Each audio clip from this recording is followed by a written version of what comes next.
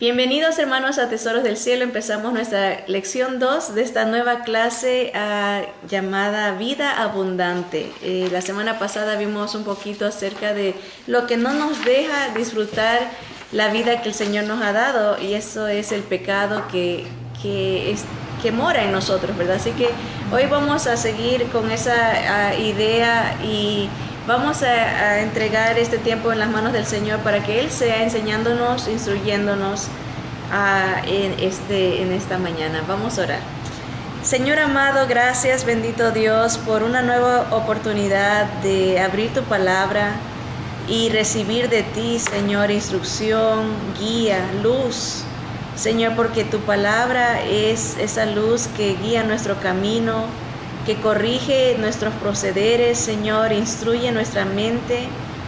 Gracias, Señor, por la dirección que encontramos en tu palabra, Señor. ¿Con qué, dice tu palabra, con qué limpiará el joven su camino? Con guardar tu palabra, Señor. Ayúdanos a atesorarla, a apreciarla, valorarla, Señor, para no pecar contra ti, Señor. Sobre todo, como dice tu palabra, ser hacedores y no solamente oidores, Señor, de ella. Gracias por tu presencia en nosotros, con nosotros y por nosotros, Señor. Te bendecimos en el nombre del que era, del que es y el que ha de venir, Señor, el Dios Todopoderoso, nuestro Señor Jesucristo. Amén, amén. Bien, el tema de esta mañana es ¿santos o no santos? Es una pregunta. ¿Santos o no santos? Efesios 1:3 dice: bendito sea el Dios y Padre de nuestro Señor Jesucristo, que nos bendijo con toda bendición espiritual en los lugares celestiales en Cristo. Pueden subrayar eso, en Cristo, porque todas las bendiciones que tenemos son por Jesús. Todas las cosas que Dios ha planeado desde antes de la fundación del mundo, desde los cielos, vienen por Cristo, nuestro amado Señor y Salvador. Antes de continuar, quería hacerles hincapié. Hoy incluimos en nuestras clases la segunda página. Nos da la oportunidad de tener una reflexión personal. Y dice aquí: durante esta clase, ¿qué descubrimientos, citas o frases o versículos conectaron espiritualmente con usted y por qué? Les digo esto porque a medida que vayamos estudiando, habrá cosas que el Espíritu Santo le diga específicamente a usted, le haga meditar o le abra los ojos, y cuando eso pase, vaya a la segunda página y apúntelo antes de que se le olvide, para que medite con más tiempo durante la semana en esa cosa que el Señor le está mostrando a usted específicamente. Por eso se llama reflexión personal, porque va a haber cosas que descubra en esta clase, alguna frase que se le quede penetrada en la mente, ¿verdad? O algún versículo que le llame la atención. Ahí apúntelo, ¿verdad? Para ir analizando de una manera personal cómo Dios nos está hablando. Así que en este primer versículo, Efesios 1:3, descubrimos que hay muchas bendiciones que Dios ha preparado desde antes de que el mundo fuese, desde que el universo fuera creado, que Él ya tiene destinado para nosotros en Cristo Jesús. Terminamos la clase anterior meditando en la obra magnífica que hizo nuestro amado Señor Jesucristo. Leímos en Tito capítulo 2 versículo 14, dice, hablando de Jesús, quien se dio a sí mismo por nosotros para redimirnos de toda iniquidad y purificar para sí un pueblo propio, celoso de buenas obras. Eso fue la obra magnífica del Señor, que Él nos compra, o paga la deuda. Redimir tiene esas dos ideas, ¿verdad? De que se paga una deuda, se cancela algo que está pendiente. El Señor cancela esa deuda que teníamos para con Dios por nuestros pecados. Nos compra también, nos saca del pecado del mundo y nos purifica para que seamos un pueblo de Él, celoso de vivir una vida de obediencia, de buenas obras. O sea, eso es lo que hace el Señor por nosotros. Dice, el Señor se encarnó para darse a sí mismo en intercambio por nosotros. Por su perfección pudo comprarnos para rescatarnos o librarnos del poder y la maldición del pecado. Recordémonos que hicimos un poquito de hincapié la semana pasada en las tres letras P, 3P. En el pasado el Señor paga la deuda del pecado. O sea, en el momento que Él muere, Él logra pagar una deuda con su muerte expiatoria, ¿verdad? Paga la deuda en el pasado. En el presente nos libra del poder del pecado, ¿verdad? Y de la maldición del pecado. Y en el futuro nos librará de la presencia del pecado, cuando nos dé un cuerpo nuevo que no tenga ya relación con esta maldición. Entonces, la obra del Señor es completa en el pasado, el presente y el futuro, ¿verdad? Él hace una obra, Él trata directamente con el pecado, ¿verdad? Y por esa razón, en el presente puede librarnos del poder. Tenemos la capacidad de vencer el pecado porque Cristo pagó por nosotros y Él lo venció, ¿verdad? Tal era el caso que el Señor perfecto, el pecado no se pudo enseñorear de Él porque Él nunca pecó, perfecto en todos sus caminos. Hablamos un poquito la semana pasada de la maldición del pecado, que es la muerte. El Señor Jesús murió porque Él pagó, fue hecho maldición por nosotros. Siendo perfecto, toma en sí las consecuencias del pecado, que era la muerte y la separación con Dios. Escuchaba esta mañana este detalle que muchas veces no sabemos, ¿verdad? El Señor, siempre que oraba, por lo menos lo que se registra en las Escrituras, siempre que oraba decía Padre. Le decía a su Padre, Abba, Padre, Papito, Papi. Había una relación súper estrecha entre Él con su Padre en sus oraciones. Pero cuando está en la cruz, es la primera vez que el Señor ora, no diciéndole Padre, sino Dios mío, ¿por qué me has desamparado? El pecado causó que haya una separación. Ya no había una relación íntima, conectada entre Dios Padre y su Hijo, porque el pecado nos separa de Dios. Tanto así que Él ya no pudo decirle Padre, sino Dios mío. Hubo un castigo, una separación, y Él sufre esa separación para que nosotros no la suframos, y muere. Ahora, el hecho de que el Señor después de 3 días resucite es una garantía de que Él era Dios y que era perfecto. ¿Por qué? Porque el pecado no pudo detenerlo, dice las Escrituras. El pecado a nosotros, si no tuviéramos al Señor Jesús, nos tuviera, ¿cómo se dice? Secuestrados, rehenes, porque tiene de dónde agarrarse, porque somos pecadores. Pero cuando tenemos a Cristo, ya no nos puede, el pecado no se puede enseñorear de nosotros, porque el Señor está en nosotros. Y el que está en nosotros es mucho más poderoso que el que está en el mundo, ¿verdad? Así que esa es una promesa y una esperanza que tenemos. Por eso dice, el Señor nos ha rescatado y librado del poder y la maldición del pecado, y asimismo ha purificado o santificado o separado, nos ha separado. Ahí podemos, dice que por su perfección pudo comprarnos para rescatarnos o librarnos del poder y la maldición del pecado, y asimismo purificar, santificar o separarnos para que seamos suyos y celosos de vivir para su gloria. Nos ha dado una nueva razón de vivir, una nueva vida, para que seamos celosos de glorificar al Señor con buenas obras. Esa es la obra de Cristo, ¿verdad? En un versículo de 2 líneas, línea y media, hay tantas verdades profundas y maravillosas. Ahora, por esa razón, porque el Señor nos ha librado y rescatado y separado. Acordémonos que la palabra santo quiere decir separado. Él nos ha separado para su gloria, para vivir una vida separada. Por esa razón, el apóstol Pablo se dirigía a los creyentes llamándolos santos. Veamos algunos ejemplos.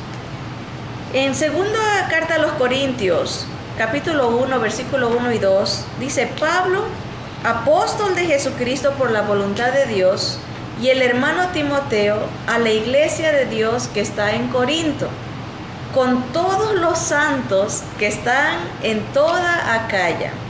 Gracia y paz a vosotros de Dios nuestro Padre y del Señor Jesucristo.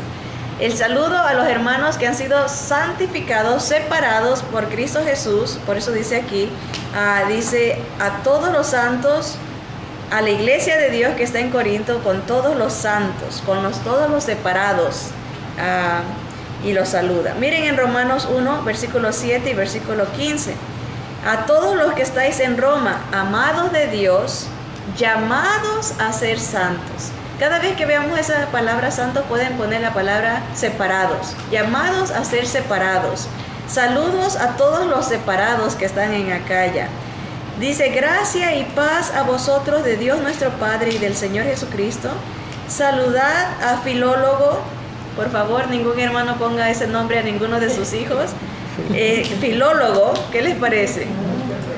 Filólogo, a Julia, a Nereo y a su hermana a Olimpas, y a todos los santos, a los separados que están con ellos. Efesios 1:1 dice: Pablo, apóstol de Jesucristo por la voluntad de Dios, a los santos y fieles en Cristo Jesús que están en Éfeso. A los separados y fieles en Jesús que están en Éfeso. Filipenses 1:1. Pablo y Timoteo, siervos de Jesucristo, a todos los santos en Cristo Jesús que están en Filipos, con los obispos y diáconos, a todos los separados en Cristo Jesús. Noten, la separación es por alguien, por estar en Cristo. Todos los versículos, Pablo siempre se asegura de que la separación es en Cristo. No es separación por denominación, no es separación por religión, no es separación por buenas obras, no es separación por nuestros méritos, sino en Cristo es la separación, es la santidad. Versículo de Filipenses capítulo 4, versículo 21 y 22, dice: saludad a todos los santos en Cristo Jesús. Los hermanos que están conmigo os saludan. Todos los santos os saludan, y especialmente los de la casa de César, o sea, de los que vivían en los atrios del emperador romano. Imagínense, eran gente que tenían posiciones, empleados, tal vez esclavos, siervos del emperador romano. Se habían convertido a la fe de Cristo, habían venido a la verdad del Señor, y ahora eran separados, eran santos. Ahí dice: todos los separados os saludan. Colosenses 1:2 dice: a los santos y fieles hermanos en Cristo que están en Colosas, gracia y paz sean a vosotros de Dios nuestro Padre y del Señor Jesucristo. Otra vez, a los separados y fieles. Y la última porción está en 1 Corintios capítulo 1, versículo 2. A la iglesia de Dios que está en Corinto, a los santificados en Cristo Jesús, llamados a ser santos, con todos los que en cualquier lugar invocan el nombre de nuestro Señor Jesucristo, Señor de ellos y nuestro. Ahí puede usted poner su nombre. Si está en Cristo, usted también está en cualquier lugar invocando el nombre de nuestro Señor Jesucristo, que es nuestro Señor también, nuestro dueño, nuestro amo. Somos sus esclavos, somos su pertenencia. Este versículo, si aplicamos la palabra ser separados, se leería de esta manera: a la iglesia de Dios que está en Corinto, a los separados en Cristo Jesús, llamados a ser separados, con todos los que en cualquier lugar invocan el nombre de nuestro Señor Jesucristo, Señor de ellos y nuestro. Señor nos ha separado en Cristo para vivir una vida separada por Cristo, ¿verdad? Por y en Él. El Señor ha hecho una obra completa, nos ha salvado, ha hecho obras por nosotros y ha hecho obras en nosotros. Entonces, Él nos ha librado de la muerte, del pecado. Eso es lo que Él ha hecho por nosotros. Y hace una obra en nosotros a través de su Santo Espíritu, con una vida nueva en la cual debemos de caminar celosos de buenas obras, buscar la manera de glorificar a Dios obedeciéndolo en nuestro diario vivir. Sabemos por los escritos bíblicos que la iglesia o los hermanos que estaban en la ciudad de Corinto no vivían necesariamente de acuerdo al llamamiento que se les había dado.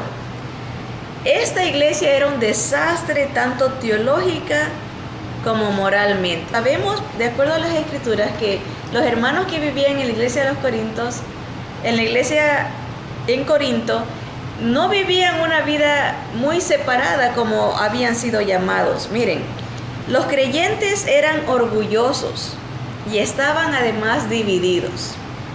Además, toleraban la inmoralidad desvergonzada.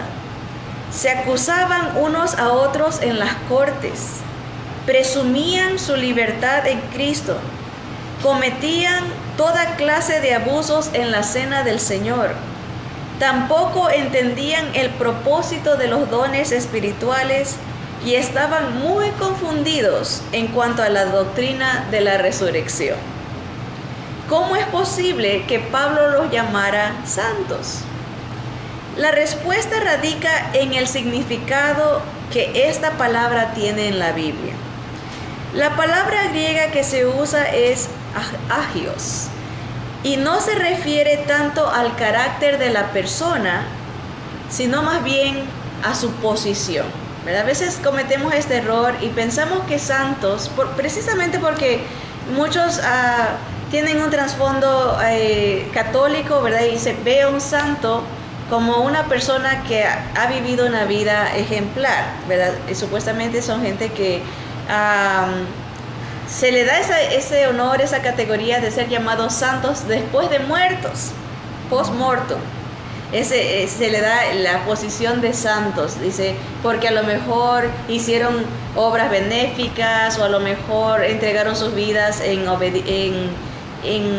servicio a otros, ¿verdad? Y se les da esa categoría. Y pensamos, para ser santos tenemos que hacer ciertas cosas para poder tener esa categoría y pensamos que tiene que ver con nuestro carácter.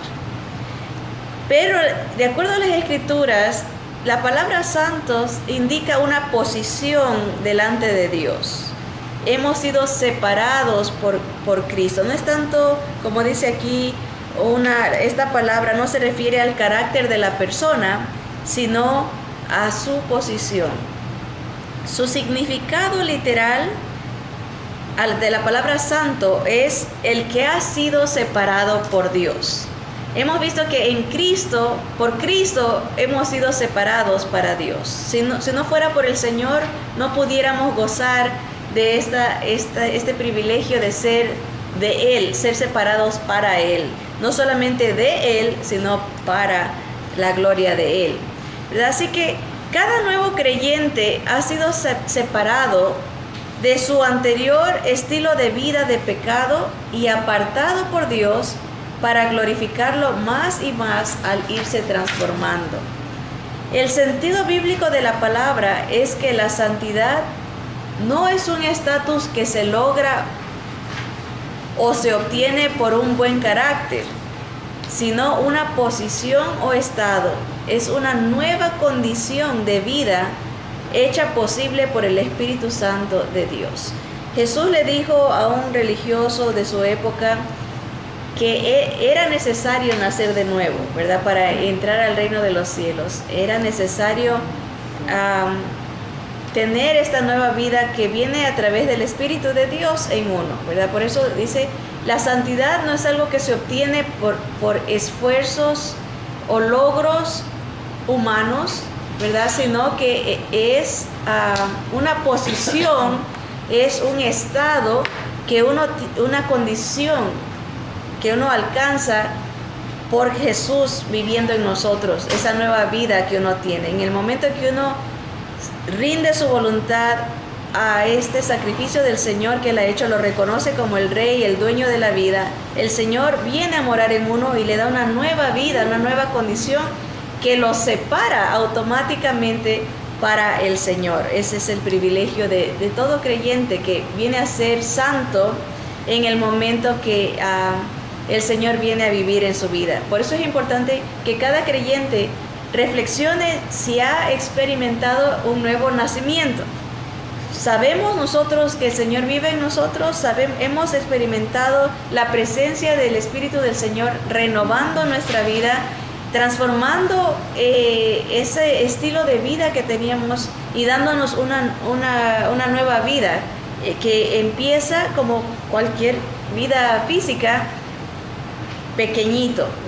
Cuando uno nace, no nace sabiendo, no nace hablando, no nace caminando, no nace completo, sino que es un proceso de crecimiento. Igualmente, cuando uno nace espiritualmente, no sabe de la palabra de Dios, no sabe caminar en el Señor, no sabe hablar como el Señor, y tiene que, aunque ha sido separado, ya nació de nuevo, tiene que vivir en esa vida de separación para ir creciendo en una transformación diaria. No es automático, es el ser separado para Dios, pero vivir en ese estado es algo de a diario, ¿verdad? Por eso se conoce teológicamente como esta santidad, la que nos da el Señor, como la santidad posicional.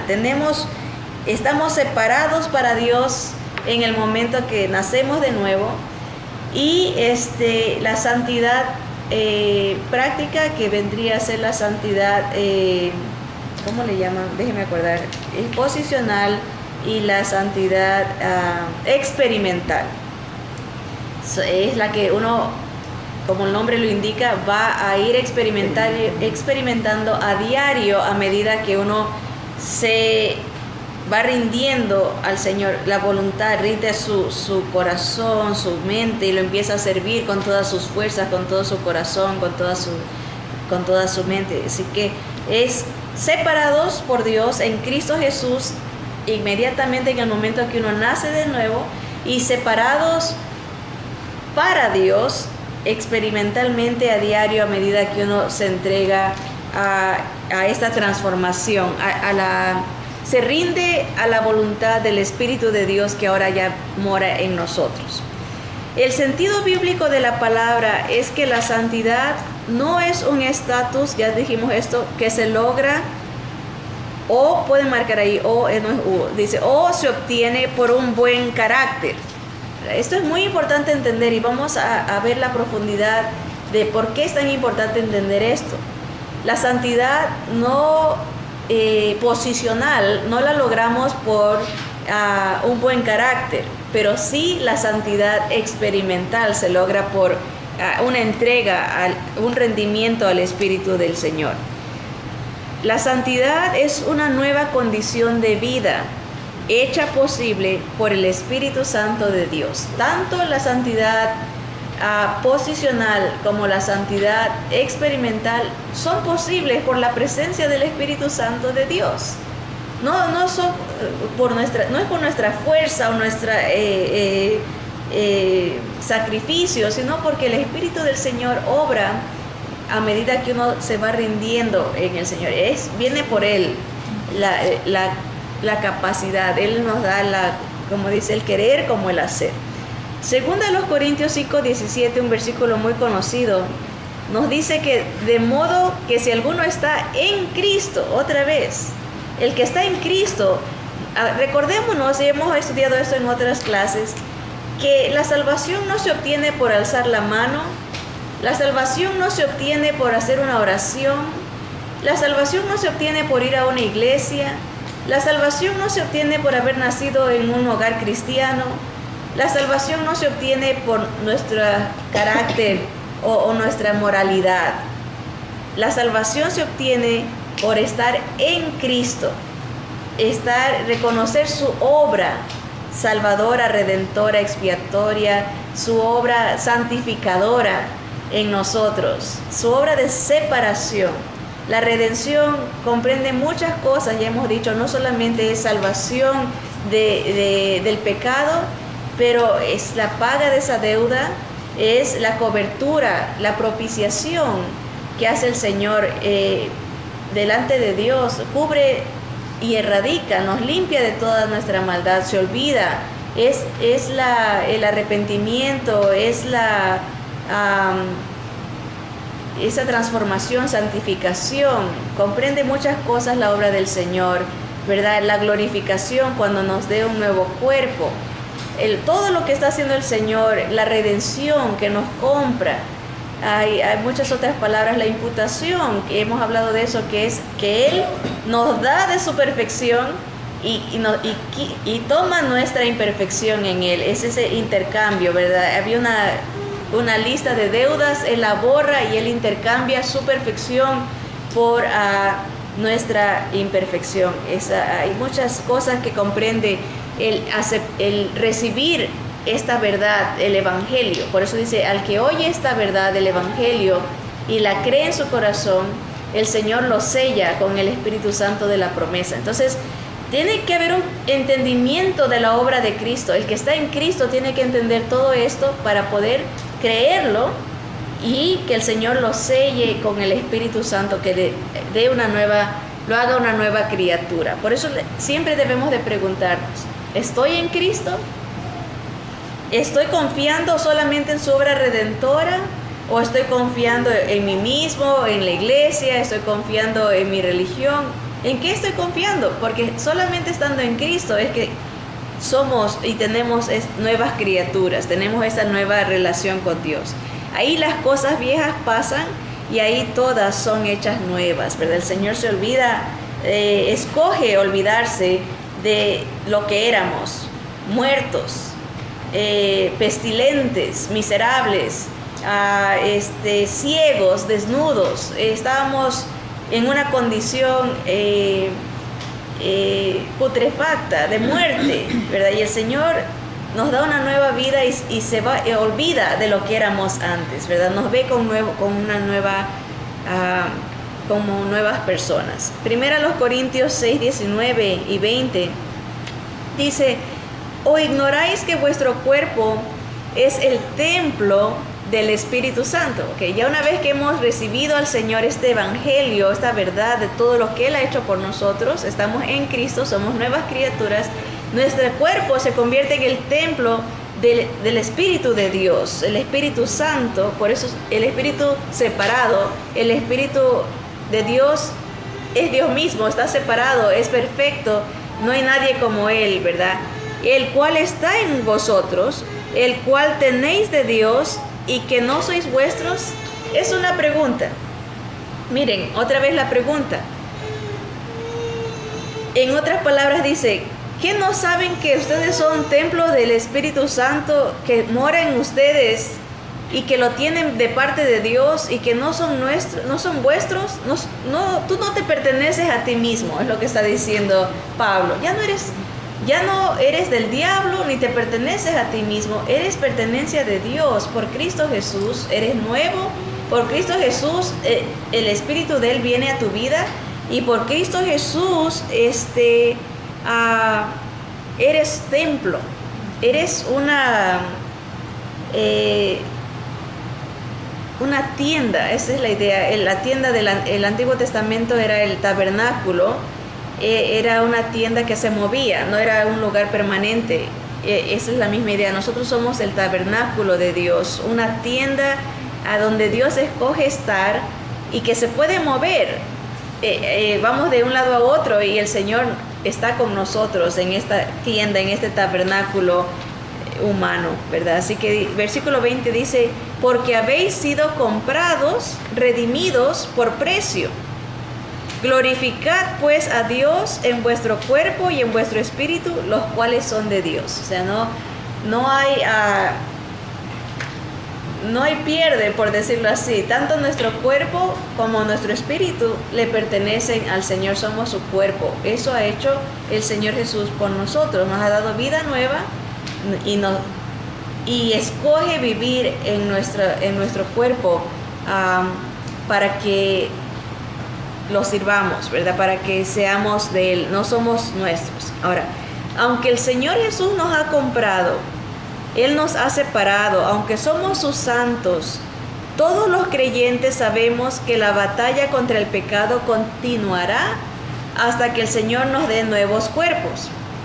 Cuerpos ya sin más relación con el pecado. En otras palabras, la obra en el corazón y la vida del creyente es progresiva y está por ser completada en el día de Cristo. No es el resultado instantáneo. Esa santificación experimental, nadie dice, ok, ahora ya soy nueva criatura, ya no peco más. No podemos. Porque las mismas escrituras dice que el que dice que no tiene pecado, se miente a sí mismo, ¿verdad?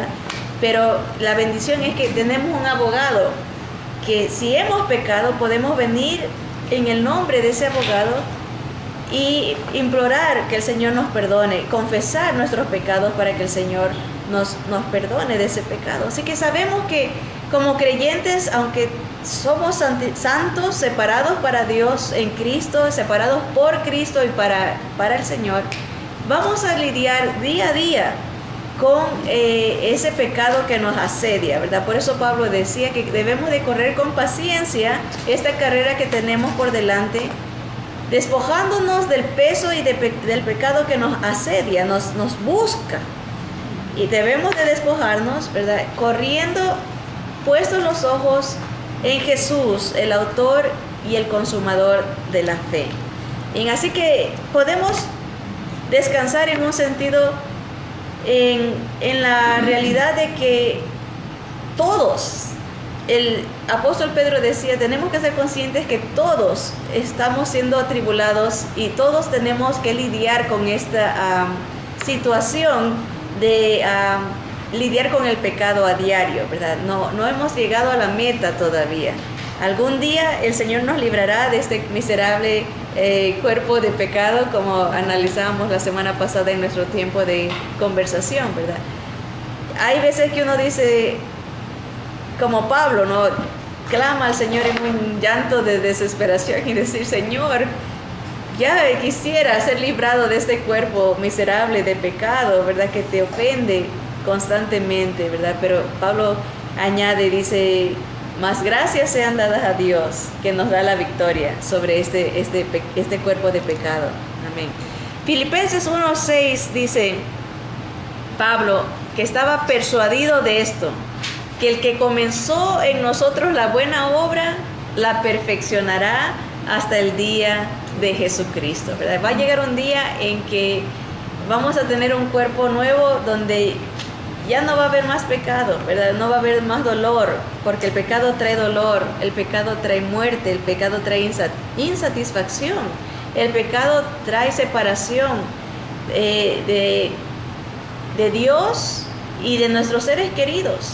El pecado afecta tanto, es una maldición porque nos aleja de Dios y nos aleja de nuestro prójimo. Si se fijan en los 10 mandamientos, hay pecados que tienen que ver con Dios y hay pecados que tienen que ver con nuestro prójimo.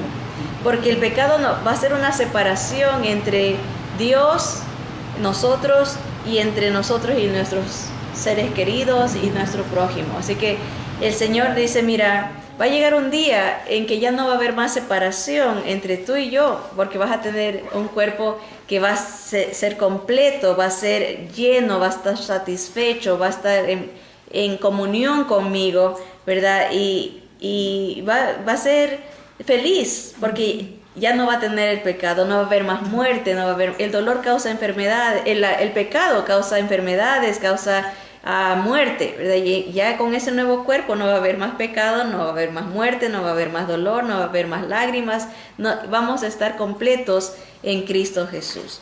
Así que esa es la bendición que tenemos por Cristo y de estar en Cristo.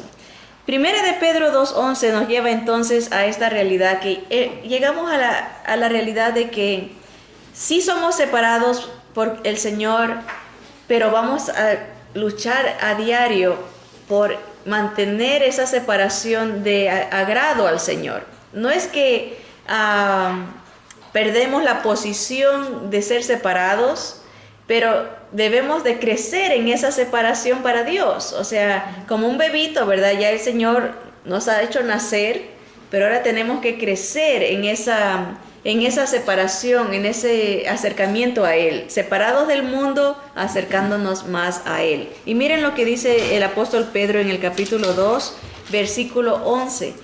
Dice, amados, yo os ruego como extranjeros y peregrinos que os abstengáis de los deseos carnales que batallan contra el alma, ¿verdad? Pedro ratifica que hay deseos carnales en nuestra vida que van a estar batallando contra nosotros mismos. Dijimos la semana pasada, y esta es una realidad, que muchas veces le echamos la culpa al diablo de todo, ¿verdad? Él me hizo hacer esto. Por la culpa, el enemigo, cómo me ataca, a todo le echamos la culpa a él. La realidad es que muy poco analizamos que los pecados en los que caemos no son influencia tanto de él, sino de nuestra propia concupiscencia. Como dice aquí, hay deseos carnales que, aunque somos nuevas criaturas, aunque estamos separados para Dios en Cristo, siguen batallando dentro de nosotros. Y Pedro nos dice, una manera de saber que puedes vencer es cuando entiendes que tú eres peregrino, eres un extranjero en este mundo. Este mundo no es tu hogar. Tienes que enfocarte al que vas a ir para que te puedas abstener, puedas vencer ese deseo carnal, porque te estás enfocando en lo que viene, no en el presente, sino en lo que el Señor tiene preparado para nosotros en la gloria. Es cuando entendemos nuestra posición. Yo no soy de este mundo, yo soy santo, soy separado para Dios en Cristo Jesús. Cuando entendemos eso, soy templo del Espíritu Santo, Jesús mora en mí, me ayuda a abstenerme, a decir no gracias a este deseo que me viene en mi carne, ¿verdad? Y hablamos, puede ser muchas cosas, envidia, puede ser vanagloria, orgullo, puede ser el deseo de mentir, el deseo de robar, el deseo de lujuria, ¿verdad? Hay tantas cosas, de quejarse, de renegar, deseo carnal, hay la flojera espiritual, ¿verdad? De la pereza espiritual. Hay deseos carnales que van a batallar contra nosotros, y uno tiene que enfocarse que somos del Señor y tenemos su Santo Espíritu en nosotros para poder abstenerse de estos deseos. Gálatas 5:17 nos recuerda también eso el apóstol Pablo, y dice, porque el deseo de la carne es contra el Espíritu de Dios, noten la E mayúscula, y el del Espíritu, el deseo del Espíritu es contra la carne, y estos se oponen entre sí para que no hagáis lo que quisierais. O sea, hay una lucha entre el Espíritu del Señor que está en nosotros contra el Espíritu nuestro que está en nosotros también. A veces escuchamos nuestra propia voz susurrando, mira, haz esto, o mira, critica esto, juzga a aquel, condena a aquel, mira, está susurrándonos, tú eres mejor que ese. Si todos fueran como tú, fuera un mejor mundo, ¿verdad? Está susurrándonos, mira que nadie hace las cosas como tú las haces. El Espíritu nuestro nos está diciendo eso. Pero el Espíritu del Señor dice, humillaos delante de mí, solo yo soy perfecto. Acuérdate, ¿verdad? Que todo lo que tienes es por mí. ¿Verdad? Acuérdate, no te vanaglories, ¿verdad? Es una lucha constante, ¿verdad? ¿Y qué tal, por ejemplo, de que haya un pensamiento de a lo mejor de desobedecer al Señor en una decisión, por ejemplo, hacer algo que ofende al Señor? Y uno se le presenta ese deseo, ¿verdad? A lo mejor en un negocio, por ejemplo, puedo hacer esto, si digo esto, me va a ir mejor acá. Esa es la carne, el deseo de nuestra carne es sacar ventaja de los demás. Esa es nuestra carne, porque somos egoístas por naturaleza. Pero el Señor nos dice, mira, no, ¿verdad? Confía en mí, depende de mí. ¿Te he fallado?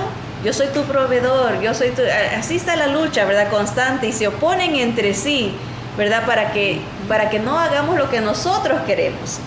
El apóstol Pablo lo pone muy claro, no nos dice, ustedes son santos, perfectos, y siempre piensan lo bueno, y qué lindas personas que son. No, dice, el Espíritu del Señor se va a oponer para que no hagamos lo que queremos hacer. Imagínense, el Señor sabe que queremos hacer cosas que si su espíritu no nos constriñe, si su espíritu no nos redarguye, ¿cuántas cosas haríamos que ofenden al Señor? Si no fuera por el Espíritu de Dios que nos detiene, que pone una barrera para que no demos rienda suelta a nuestros deseos.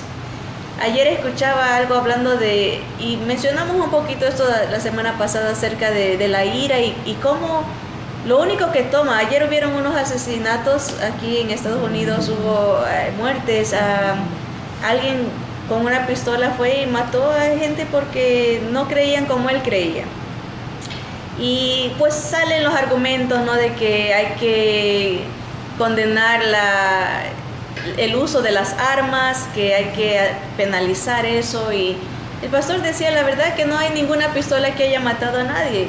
No es la pistola la que mata, es el ser humano, son las intenciones. Dice, puedes matar con un cuchillo, dice, si tanto te enojas, aún puedes matar con tus propias manos.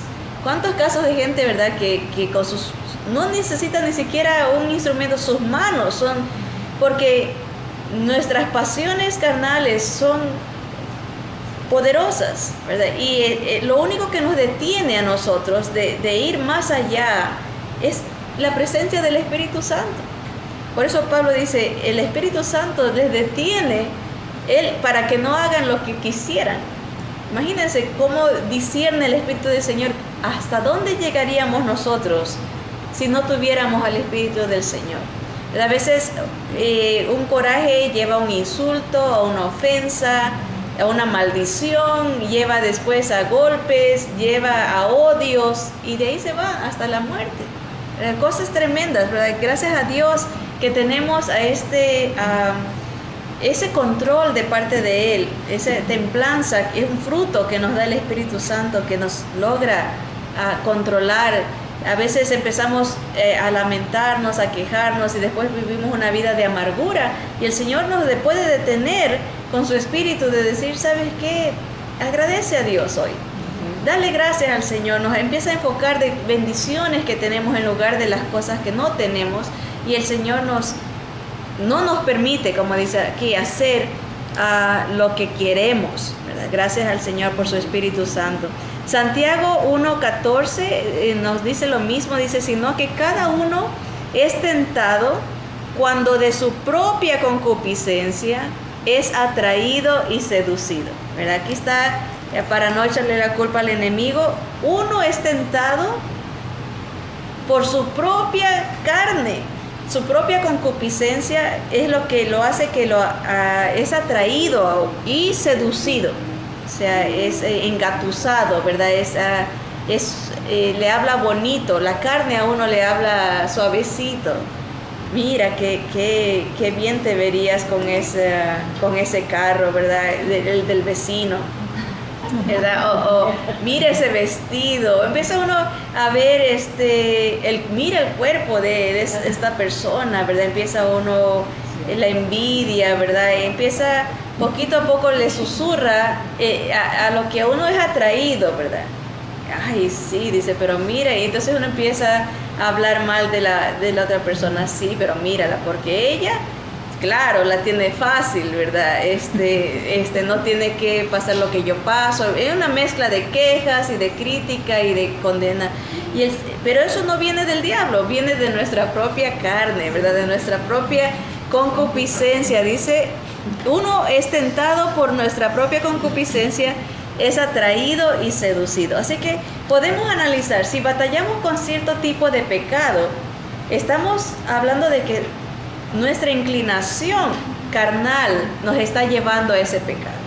Si acaso es, por ejemplo, el chisme, esa es una inclinación carnal personal. Entonces tenemos que entregar eso para que el Espíritu Santo nos ayude a ponerle un hasta aquí a esa situación. Si nuestro pecado es, por ejemplo, la vanagloria, siempre estar hablando de uno, ¿verdad? Eso es notable en las conversaciones, ¿no? Cuando alguien empieza, ya lo hemos dicho, ¿no? Mira que mi hijo logró esto, qué bueno, pero el mío también hizo esto, ¿verdad? Y nadie te preguntó, nomás darle gracias al Señor porque bendijo a la otra hermana, pero es la concupiscencia, la vanagloria. ¿Por qué queremos que sepan que nosotros también hemos logrado algo?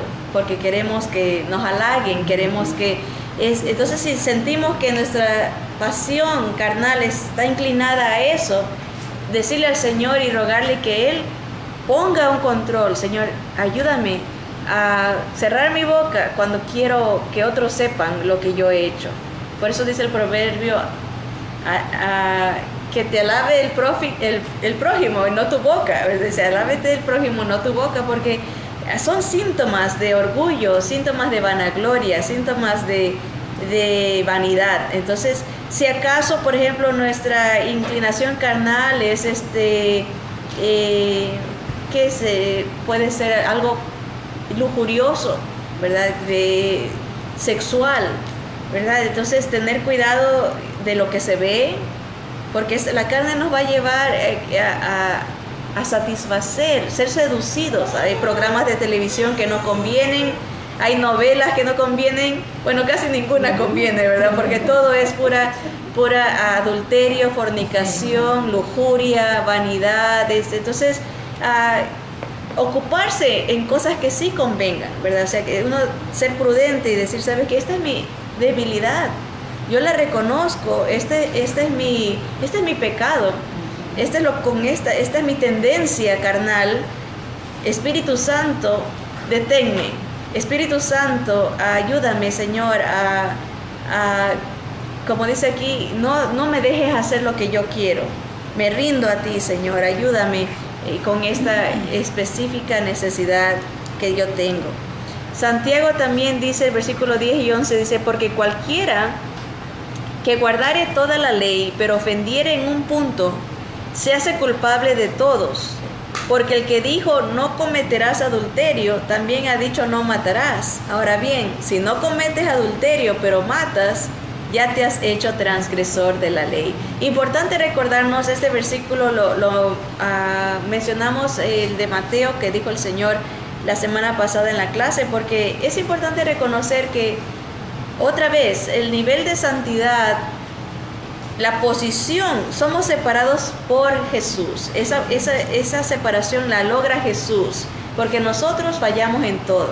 Porque si fallamos en uno, somos culpables de todos. Delante de la ley de Dios no hay niveles de, este no pecó mucho, este sí pecó mucho. Con que hayamos pecado una sola vez, hemos ofendido la santidad, la separación de Dios, hemos ofendido la perfección de Dios y somos culpables delante de Él. Así que para reconocer que sí hay carnalidad en nosotros, sí hay deseos que tenemos que batallar a diario, ¿verdad? Ahora, para meditar, tengo dos preguntas que hacerles y medítenlas. La primera pregunta es, después de haber estudiado lo que hemos visto, dice, ¿somos pecadores porque pecamos o pecamos porque somos pecadores? Parece un trabalenguas y pareciera que es lo mismo, pero no es lo mismo, ¿verdad? Se los explico de esta manera. Hay gente que dice, dice, mentí, por ejemplo. Acabo de pecar. Ahorita pequé porque mentí. Eso sería, somos pecadores porque pecamos. Hay gente que dice, acabo de hacer esto y por eso soy pecador. O sea, delante de Dios, ¿somos pecadores porque hemos cometido este pecado o cometimos ese pecado porque somos pecadores? ¿Qué piensan ustedes? Somos pecadores. Pecamos porque somos pecadores. Exacto. Esa es la realidad delante de Dios.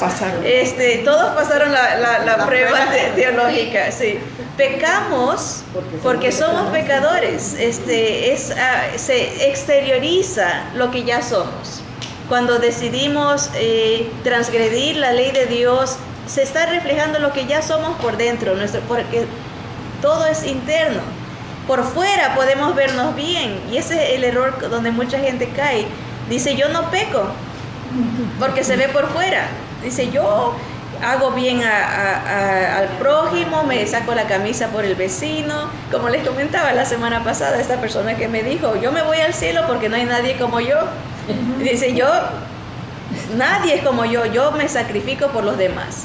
O sea, está viendo, dice, yo no soy pecador porque se ve por fuera, pero somos pecadores, Dios nos ve por dentro.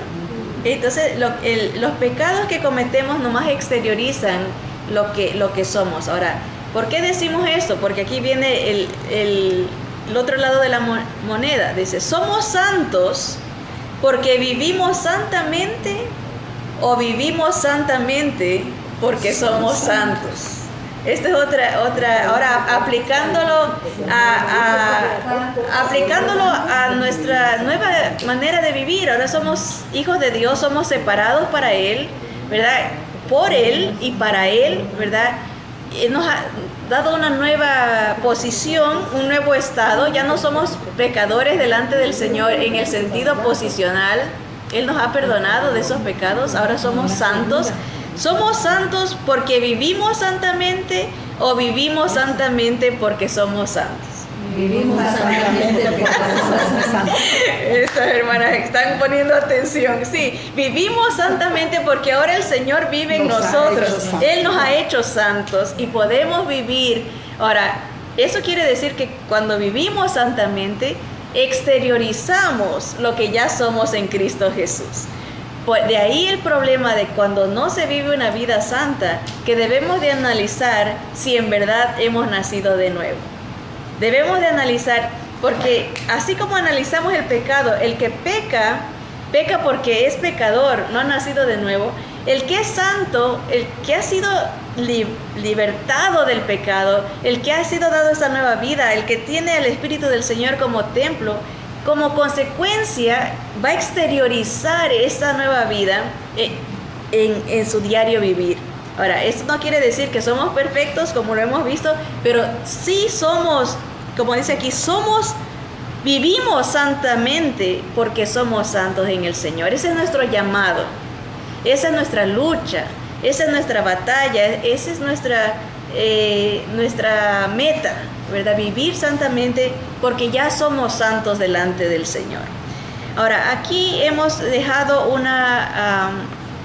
ya los analizamos. Aquí Santiago 1:14 revela que es por la pregunta es, ¿qué nos revela Santiago 1:14 y el capítulo 2, 10 y 11 acerca de la raíz de nuestras acciones pecaminosas? Ya hablamos, ¿verdad? Que no es influencia de Satanás, del diablo, sino solamente, obviamente, ¿verdad? Sino que es más bien una influencia interior, nuestra carnalidad, nuestra propia concupiscencia, la que nos tienta, la que nos seduce, nos atrae a ofender al Señor, ¿verdad?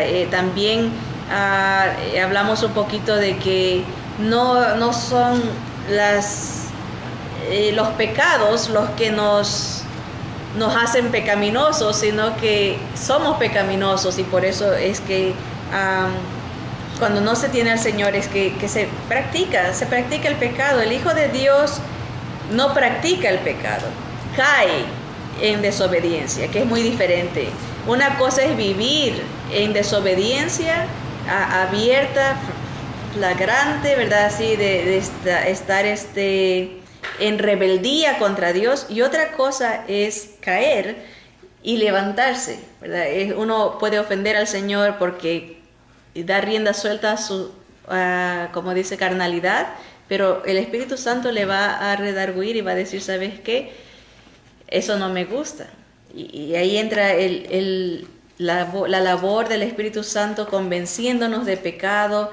Por eso es tan importante, como mencionaba la semana pasada, no apagar al Espíritu del Señor, no entristecer al Espíritu del Señor, porque su voz, que es suavecita, bien, hay que poner mucha atención en la palabra para escuchar la voz del Señor, porque cuando estamos en pecado, viviendo en desobediencia, esa voz se va haciendo más lejana, porque los vamos entristeciendo, y puede llegar el punto que aunque seamos creyentes, como era en el caso de los corintios, que ellos eran separados para el Señor, pero no disfrutaban de una vida de obediencia al Señor.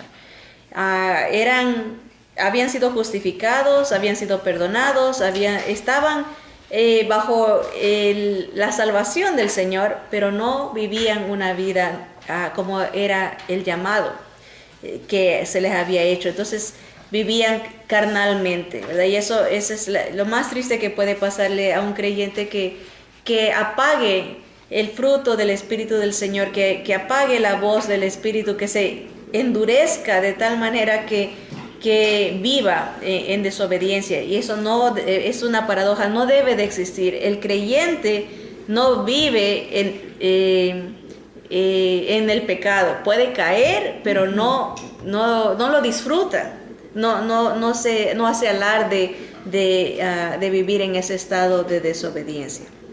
Ahora, queremos terminar con esto. ¿Qué hizo el Señor Jesús por nosotros? Siempre vamos a querer terminar con esa idea, como en la semana pasada vimos lo que Él hizo, que fue entregarse por nosotros. Lo que dice Tito 2:15, se dio a sí mismo para redimirnos de toda iniquidad y purificar para sí un pueblo propio, celoso de buenas obras. Ahora vamos a terminar con esto que hizo el Señor por nosotros también. Nos ha librado de la potestad de las tinieblas y trasladado al reino de su amado Hijo, ¿verdad? Esa es la obra de Jesús. Él nos libra del poder, la potestad de las tinieblas, esa autoridad que tenía el pecado sobre nosotros, ya no la tiene. Por eso no debemos de vivir en desobediencia. Nuevamente, pueda que se desobedezca como una tentación, caer a una tentación, pero no como un estilo de vida. Ese es el punto. El Señor ya nos ha librado de esa potestad de las tinieblas y trasladado al reino de su amado Hijo, nuestro Señor Jesucristo. Gloria sea a Él por siempre, desde ahora y por los siglos. Amén, amén.